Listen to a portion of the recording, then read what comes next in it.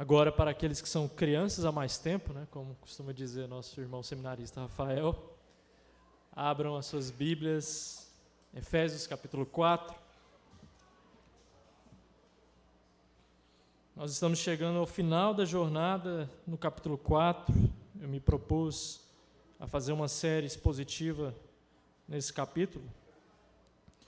E hoje nós encerraremos o capítulo 4. Nós leremos dos versos de 17 até o verso de número 32. Farei essa leitura na Nova Almeida atualizada. Peço para que você siga aqui na projeção. Diz assim a palavra de Deus, Igreja de Éfeso. Paulo diz, inspirado da parte de Deus, a partir do verso 17 no capítulo 4. Isto, portanto, digo e no Senhor testifico: não vivam mais como os gentios, que vivem na vaidade dos seus próprios pensamentos, tendo o seu entendimento obscurecido, separados da vida que Deus concede, por causa da ignorância que vive pela dureza de seu coração. Tendo se tornado insensíveis, eles se entregaram à libertinagem para, de forma desenfreada, cometer todo tipo de impureza. Mas não foi assim que vocês aprenderam de Cristo. Se é que de fato ouviram falar dele e nele foram instruídos, segundo a verdade em Jesus. Quanto à maneira antiga de viver, vocês foram instruídos a deixar de lado a velha natureza, que se corrompe segundo os desejos enganosos, a se deixar renovar no espírito do entendimento de vocês e a se revestir da nova natureza, criada segundo Deus, em justiça e retidão, procedentes da verdade. Por isso, deixando a mentira, que cada um fale a verdade com o seu próximo, porque somos membros do mesmo corpo. Fiquem irados e não pequem. Não deixe que o sol se ponha sobre a ira de vocês, nem deem lugar ao diabo. Aquele que roubava, não roube mais. Pelo contrário, trabalhe, fazendo com as próprias mãos o que é bom, para que tenham que repartir com o necessitado. Não saia da boca de vocês nenhuma palavra suja, mas unicamente a que for boa para edificação, conforme a necessidade, e assim transmita graça aos que ouvem. E não entristeçam o Espírito Santo de Deus, no qual vocês foram selados para o dia da redenção. Que não haja no meio de vocês qualquer amargura, indignação, ira, gritaria e blasfêmia, bem como qualquer maldade. Pelo contrário, sejam bondosos e compassivos uns para com os outros, perdoando uns aos outros, como também Deus em Cristo perdoou vocês. Vamos orar mais uma vez. Pai querido, que a Tua palavra, que é o nosso alimento, nos transforme, nos renove, nos exorte, para que possamos sair da zona de conforto, onde nós não avançamos em santidade, para onde o Senhor quer que nós estejamos, santificados, buscando a Tua face, a Tua presença o tempo todo, todos os dias da nossa vida. Não nos deixe sair da maneira como nós entramos, mas nos faça, meu Pai, ter um novo entendimento, uma renovação no nosso coração, um desejo maior de buscar a santidade, de buscar o Senhor. Nós oramos em nome de Jesus. Amém. Até aqui no capítulo 4, nós vimos Paulo falando sobre a unidade da nossa fé. Foi o primeiro sermão dessa série. Depois, Paulo, a partir do verso 7, nos mostra o santo ofício e a vocação dos membros do corpo de Cristo. E aqui ele dá algumas delimitações do trabalho que nós exercemos enquanto cristãos e alguns dons. E hoje eu quero ver com vocês essa exortação que, quando nós batemos o olho no texto, já sabemos que se trata de uma exortação para a santidade, para buscarmos a renovação, que é o termo que o apóstolo Paulo usa.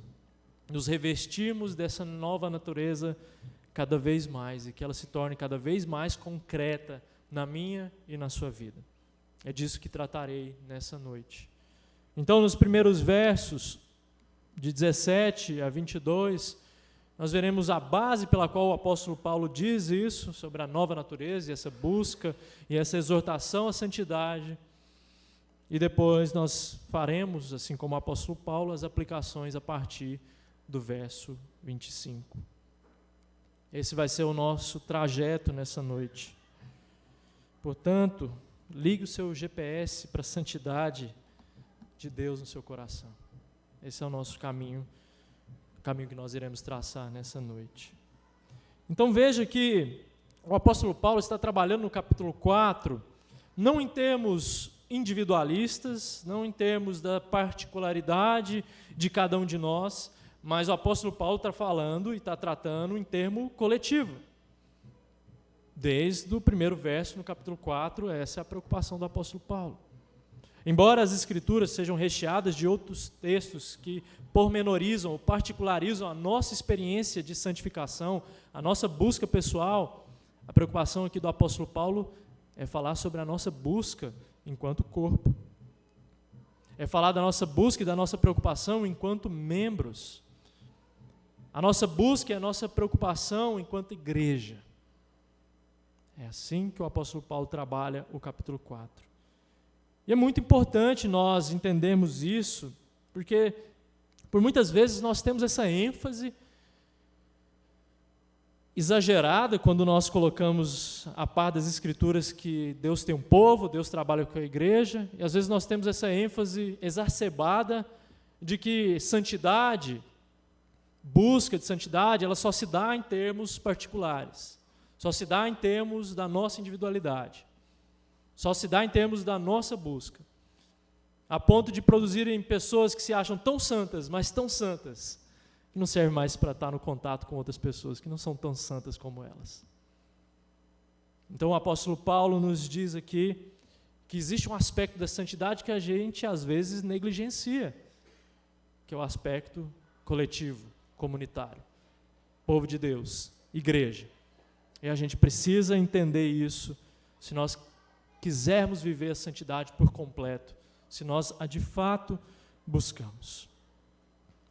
Essa lista que vai aparecer aqui a partir do verso 25, repare que ela é sempre em relação ao outro. Ela é sempre em relação ao próximo.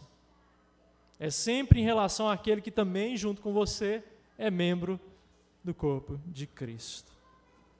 E esse entendimento renova um padrão da nossa mente de entender que eu e você nos santificamos juntos também. Mutuamente, somos edificados mutuamente. O apóstolo Paulo diz isso, a gente tratou disso no último sermão. Nós somos edificados mutuamente. Então, quando nós pensamos a partir desse aspecto mais coletivista do povo de Deus, a gente precisa desfazer essas amarras que a gente tem trazidos por uma herança cultural, por uma herança às vezes até mesmo filosófica, ou uma herança de tradição de igreja que a gente acha que a nossa busca é individualizada. Na filosofia, na modernidade, se pensou que seria legal, interessante, bacana, dividir o âmbito daquilo que é particular, daquilo que é privado e daquilo que é público, criando uma repartição na nossa vida. E a gente pensa nessas categorias. Em casa, somos minha família, ninguém toca. E a gente tem até alguns ditados populares, né? Em briga de marido e mulher, ninguém mete a colher. Demonstra isso. Esse entendimento de que nós temos um compartimento, uma repartição, que ela é particular, ela é privada, e ela não toca naquilo que é público. E daí nós também temos o público. Quando nós cultuamos a Deus publicamente é uma coisa, quando nós cultuamos no nosso privado e no nosso particular é outra coisa. Porque a Bíblia não trabalha com essas categorias. Isso é coisa do pensamento ocidentalizado. E para ser mais específico, estava trocando uma ideia com o reverendo James, nós temos até um nome na teologia que inaugura esse pensamento do particular e do público, e que, pensando nisso, que iria beneficiar uma construção, um pensamento teológico, traz mais danos do que uma boa construção para nós. Schleiermacher, um teólogo liberal do século XX. Schleiermacher, ao trazer a categoria da fé que é privada, ficou muito conveniente para ele lidar com os seus próprios pecados sem lidar com vida de igreja. Quando você privatiza a sua fé e esquece do âmbito público, de que você é igreja junto com o povo, fica muito mais fácil esconder a sua vida. Fica muito mais fácil se camuflar. Fica muito mais fácil lidar com Deus. Porque não me interessa a opinião das outras pessoas. Não me interessa se eu serei disciplinado ou se eu serei exortado. O que interessa é a minha experiência com Deus. E isso traz muito mais malefício do que qualquer outra coisa. Porque nós vivemos vida de igreja. Nossa vida, ela é pública. E ela é como cartas de Cristo, né? Nós falamos disso nessa manhã. E ao privatizar a nossa fé, nós esquecemos que quando nós pecamos, nós adoecemos o corpo. Ah, mas ninguém vai ver aquele site que eu vou acessar. Depois eu apago o histórico, o registro. Ninguém vai lidar com isso. Vai. Porque quando você adoece, porque quando você peca e vai morrendo espiritualmente, é o corpo de Deus que vai sofrendo. É como uma infecção.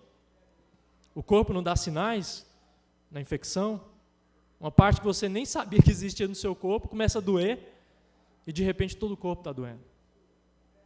Ah, mas se eu brigar com a minha esposa, com o meu esposo, eu vou lidar com isso só em casa. Ninguém precisa saber desses meus pecados de ira, de falta de amor. Eu posso lidar com isso no privativo. O corpo adoece. A igreja adoece. Ah, mas se eu sonegar o imposto, às vezes nem a Receita Federal vai saber. Vou lidar com isso no meu privado, eu resolvo isso com Deus. O corpo adoece. A igreja adoece. Porque a nossa fé, ela se dá também no âmbito do público. Nós somos corpos juntos. Quando eu peco, quando você peca, nós estamos pecando contra Deus, estamos pecando contra o seu corpo, estamos pecando contra a igreja. É isso que o apóstolo Paulo diz, é por isso que ele transmite a mensagem da santidade no aspecto daquilo que é a minha relação com o próximo. Para que você não perca de vista que a sua vida, ela não é simplesmente privativa. Você dá contas, você precisa prestar contas. E nós crescemos em santidade por completo, sabendo disso. Porque senão você cai no erro de Schleiermacher, de achar que você se resolve simplesmente com Deus e que você não tem que viver a sua fé em nenhum outro âmbito. Tem sim. É para isso que Deus te fez corpo, igreja, ajuntamento, congregação, reunião de sacerdotes, reunião dos santos. Isso tem que ficar muito claro para mim e para você nessa noite. Se você quer de fato buscar uma santidade, quer fazer isso por completo, você faz isso sendo igreja. Você faz isso sendo corpo, na unidade da fé. Não apenas no aspecto pessoal e particular. Claro, eu não estou dizendo que outra pessoa consegue e irá buscar a Deus por você. De fato, há um exercício particular e pessoal de que você precisa fechar a porta do seu quarto, orar, ler a Bíblia. A não ser que você seja filho pequeno e o seu pai lê a Bíblia para você, seu pai ou sua mãe, ninguém lerá a Bíblia para você. Nesse sentido, sim, você precisa fazer isso partindo de você. Mas a ênfase que a gente precisa corrigir, e eu quero corrigir isso nesse sermão, é entender que você não vive essa fé sozinho. E que você nem pode vivê-la sozinho. Você precisa viver ela no meio do povo de Deus, prestando contas ao povo de Deus. É assim que deve ser a nossa vida. Paulo trabalha aqui na temática da renovação. Ele fala de revestir-se de uma nova natureza e ele começa o texto fazendo uma exortação mais acurada do que em outros momentos, porque ele diz que ele testifica no Senhor. É algo do tipo, anota aí o que eu estou dizendo, porque isso é muito importante. Disto testifico no Senhor, no trabalho do ministério daquilo que Deus produziu em mim. Não vivam mais como gentios, que vivem na vaidade dos seus próprios pensamentos, tendo o seu entendimento obscurecido, separados da vida que Deus concede. Às vezes a gente gosta de imprimir um tom nas nossas leituras, né? E às vezes a gente também corre o risco de, nesse tipo de leitura, enviesá-la.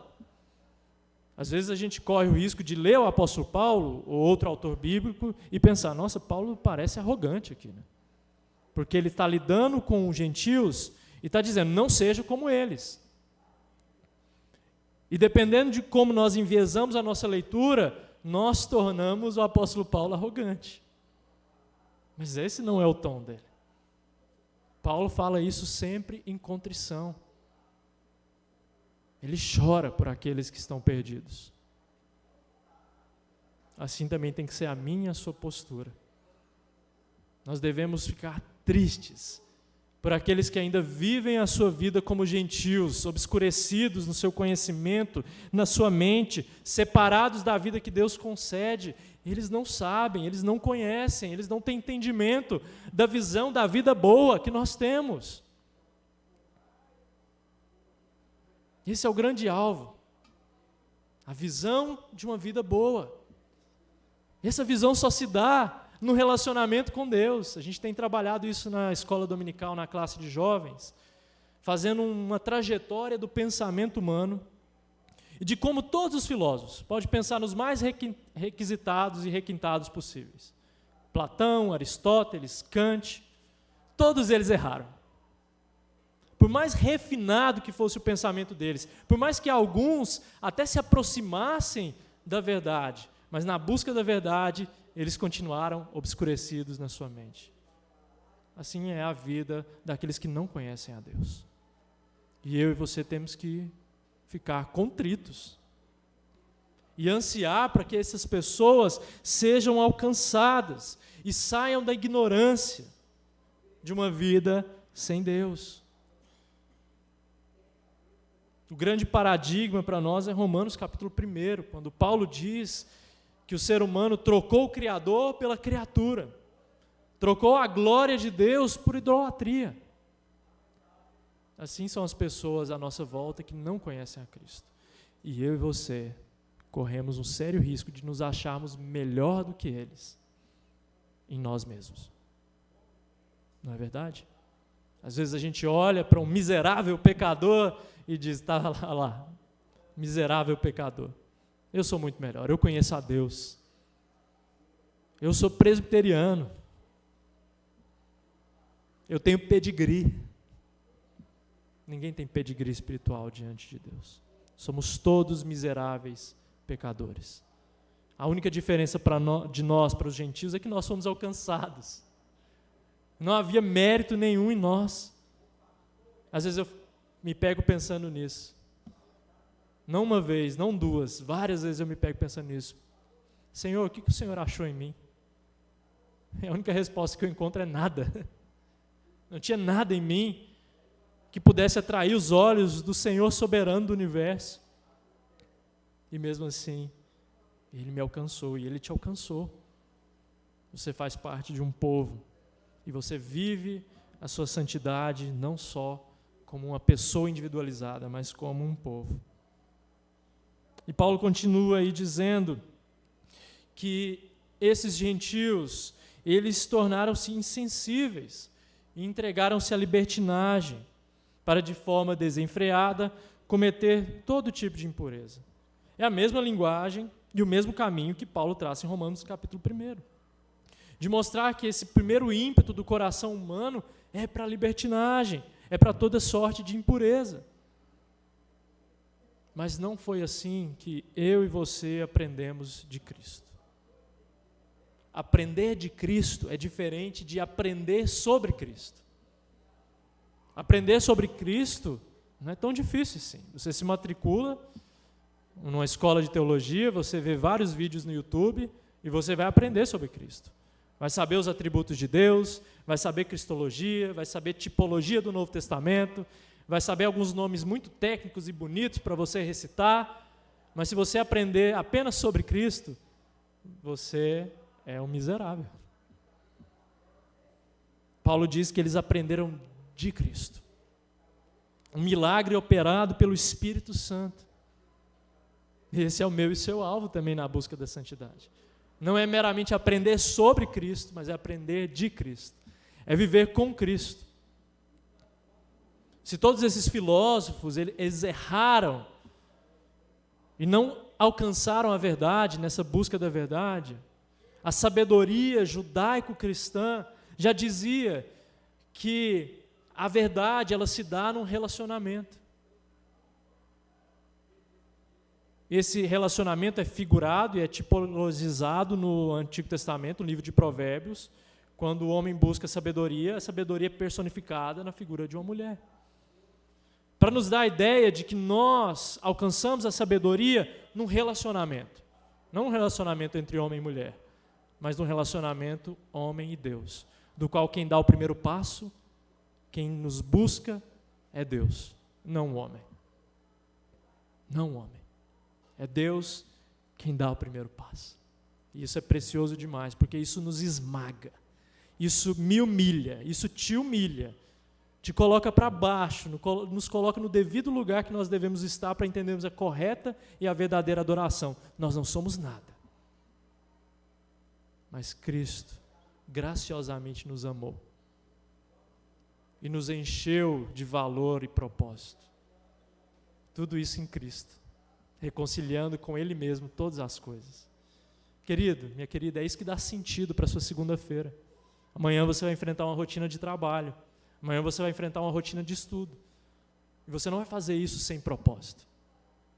Você vai fazer porque em Cristo todas as coisas foram reconciliadas.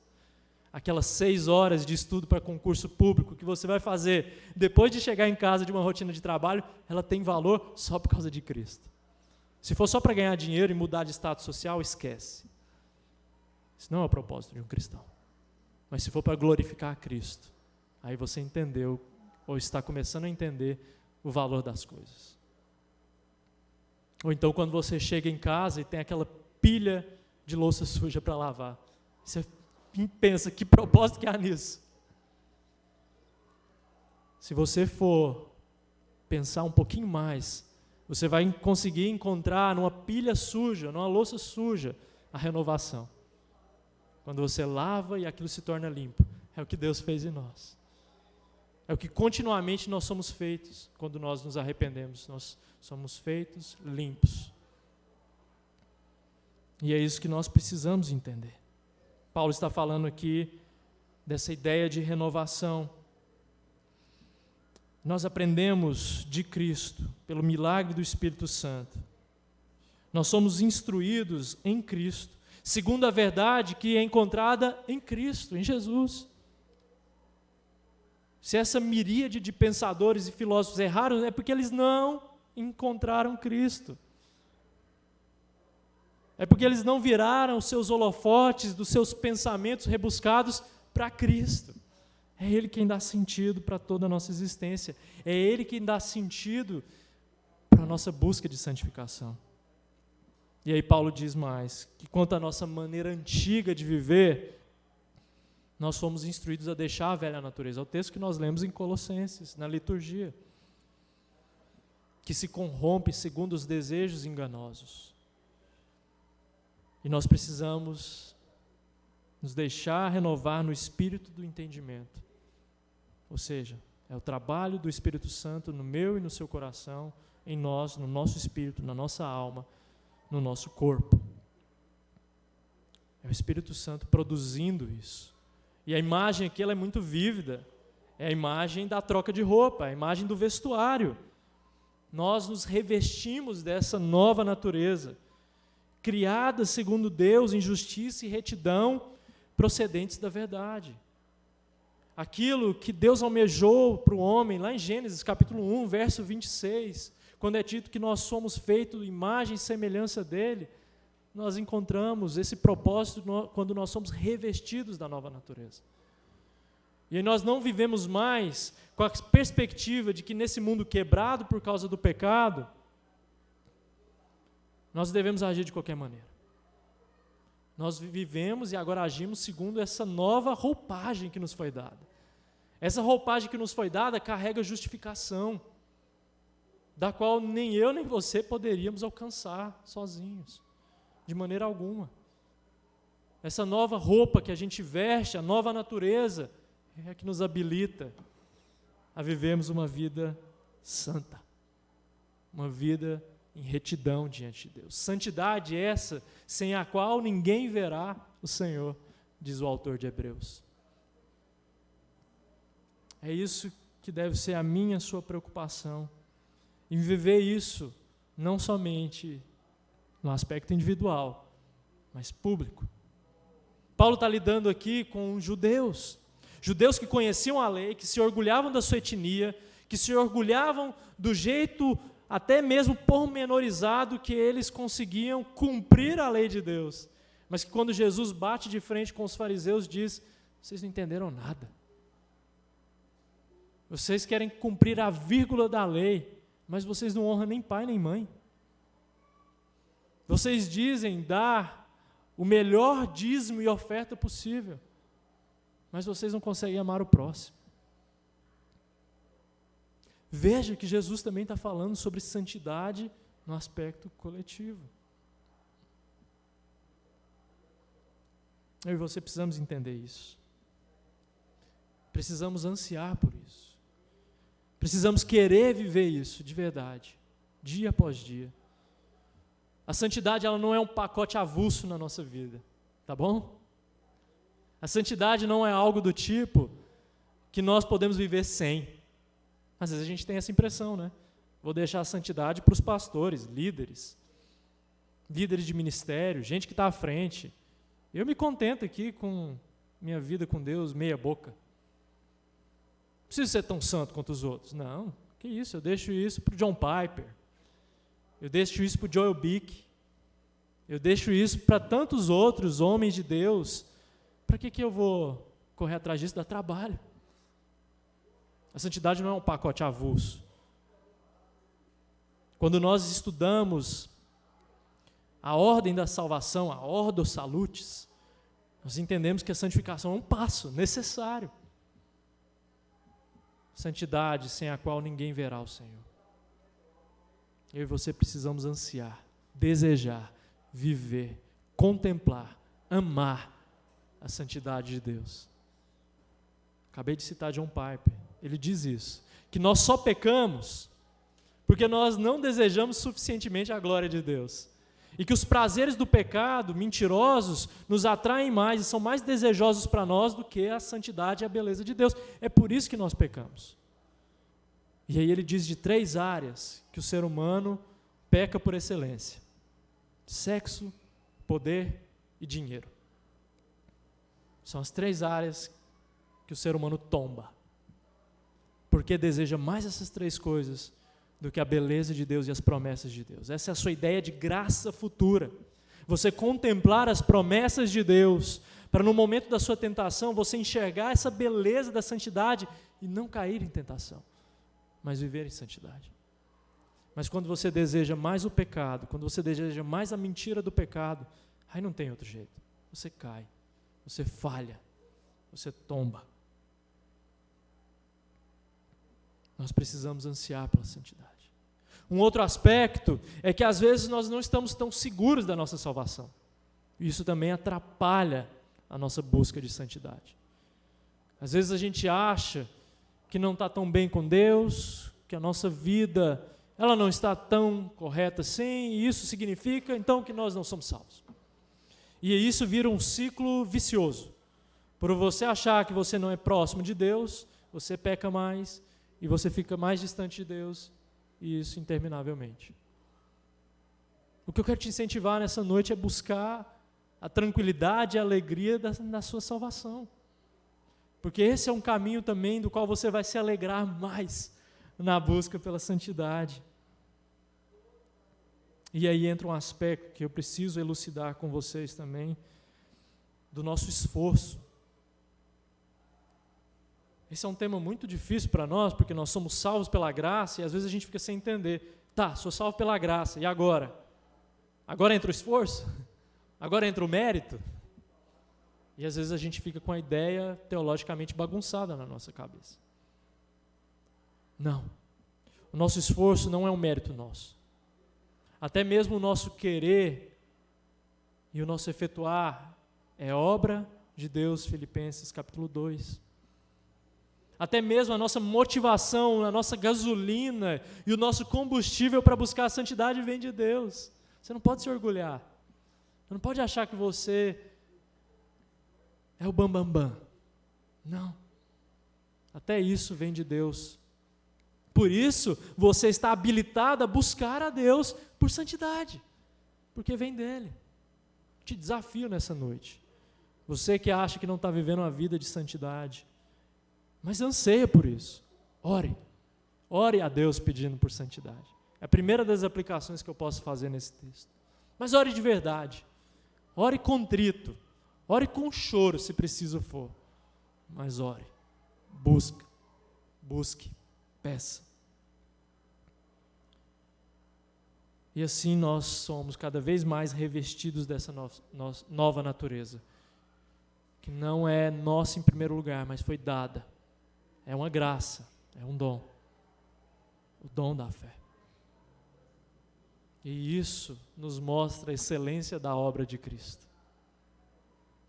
Esse é o momento no sermão, o qual eu paro junto com você e vejo a grandiosidade daquilo que Cristo fez por nós.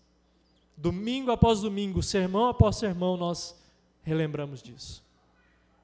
De que a obra, o mérito, a glória, a supremacia, o primeiro lugar, as primícias, é de Cristo.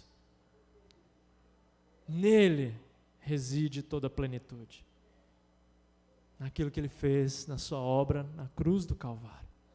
Na sua vida de obediência. Na sua vida, na qual Ele cumpriu exemplarmente cada aspecto da lei, sem tirar nem pôr. Até mesmo quando os evangelhos narram que a ira de Jesus, Ele ira sem se pecar. Se fosse eu e você, teríamos pecado. Lembra aí daquele livrinho, Em Seus Passos, o que faria Jesus? Deixa eu te dizer resumidamente. Nós, no lugar de Jesus, eu e você, pecaríamos. Todas as vezes. Provavelmente. Mas aquilo que Ele fez é imensurável de valor. Por isso nele reside toda a plenitude. Por isso nele reside o agrado do Pai, de dizer, este é o meu filho amado, e nele me comprazo. Ele vai lá, vive uma vida exemplar diante do Pai, cumprindo todos os aspectos da lei, e nos dá a justificação, através do seu sangue vertido na cruz. Isso tem que mudar a minha e a sua rotina. Cada aspecto da nossa existência tem que passar pelo crivo daquilo que Cristo fez. Senão, você cai em dois extremos. Ou você vira uma pessoa angustiada existencialmente, ou você vira uma pessoa que se acha. Mas quando você passa a sua vida pelo crivo de Cristo, você encontra sentido e a santidade. Você encontra tudo que é necessário para viver uma vida digna do Evangelho e daquilo que Cristo requer de nós. Por isso, saiba disso, meu querido e minha querida. A santidade não é algo avulso na nossa vida. É algo necessário. É algo requerido. Deixa eu te ilustrar, porque aqui sim você precisa entender o esforço. Nós somos postos diante da lei, e a lei pedagogicamente nos mostra que nós não conseguimos cumprir, que nós somos falhos. E é por isso que a letra da lei mata. Mas aí a lei ela nos aponta para Cristo, para aquilo que ele fez. E Cristo nos devolve para a lei moral de Deus. Agora, diante desse sacrifício imensurável, nós somos postos na maneira pela qual eu e você devemos viver, cumprindo a lei de Deus. Nós falharemos nesse processo. O presbítero Marco Aurélio, deixou isso muito claro no momento de contrição. Daqui até o fim das nossas vidas, nós ainda tropeçaremos, porque nós estamos brigando com aquela velha roupagem, que é a velha natureza, enquanto nós vestimos a nova. Mas haverá um dia em que nós não mais pecaremos, não mais falharemos. Isso foi assegurado por Cristo. Nós somos revestidos da nova natureza. Esse é o meu e o seu alvo.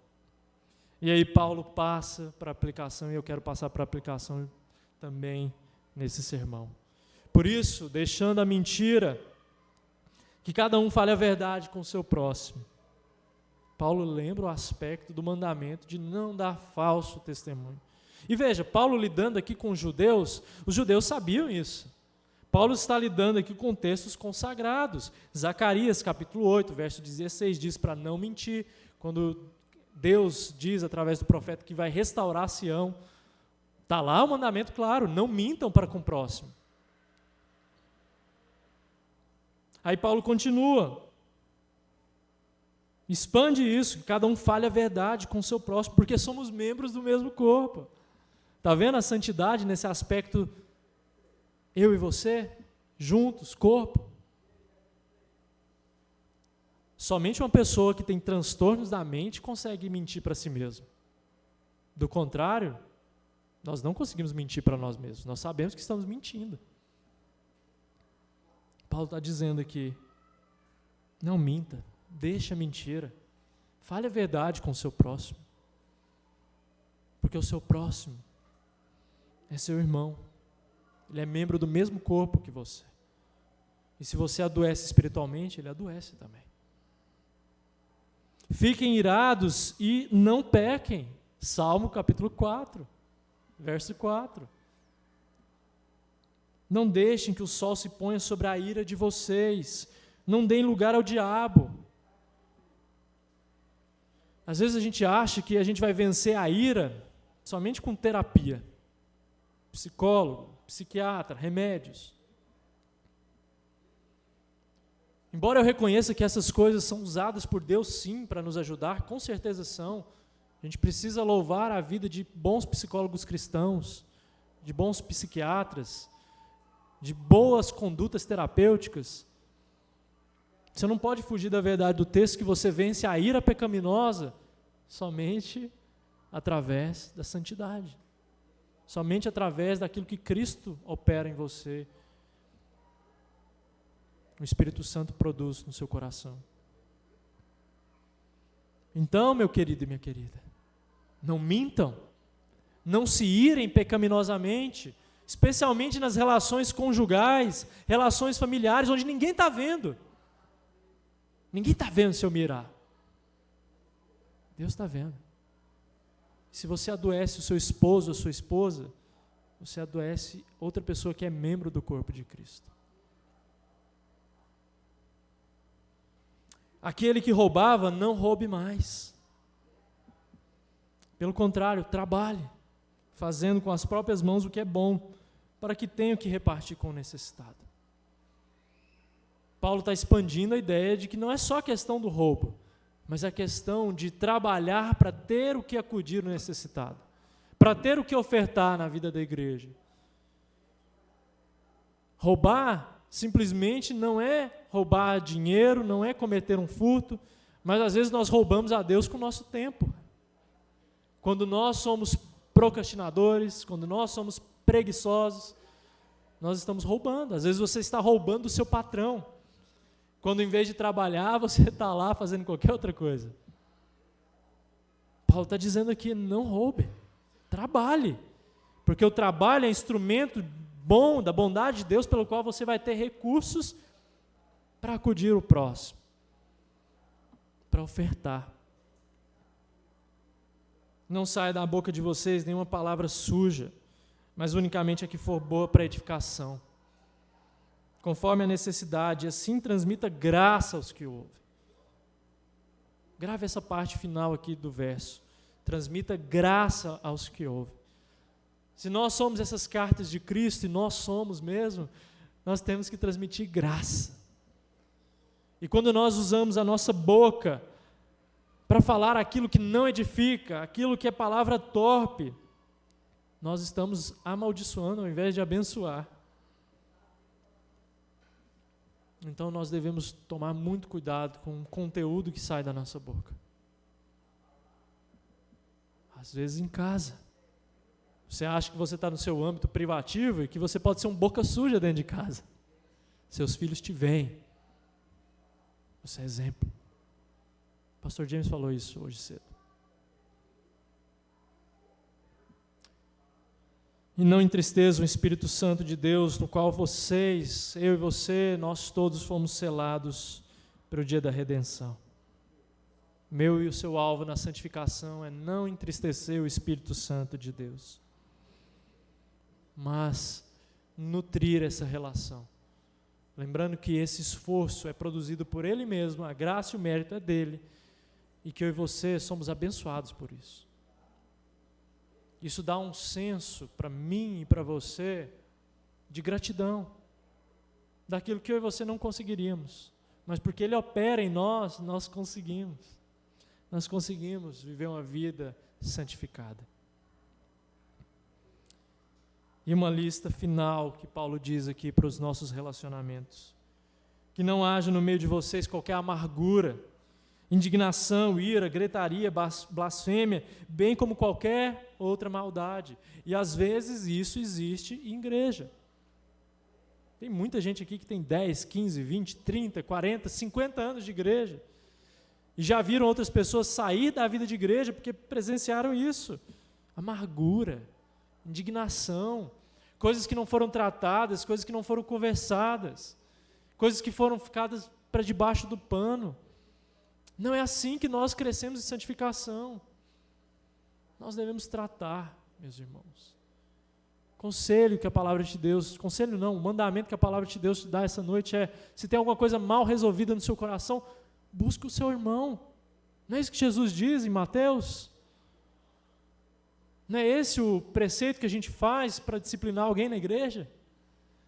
Não é primeiro ter com o irmão?